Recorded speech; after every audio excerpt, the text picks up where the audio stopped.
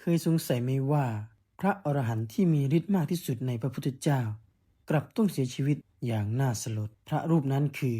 พระมหาโมคคัลลานะท่านเป็นอัครสาวกเบื้องซ้ายได้รับยกย่องว่าเป็นพระที่มีฤทธิ์มากที่สุดในบรรดาสาวกทั้งหมดท่านสามารถเหาะเหินไปโปรดสัตว์ในสวรรค์และนรกและรู้เห็นโลกอื่นได้แต่แล้ววันหนึ่งมีกลุ่มเดรัจฉีที่ไม่พอใจ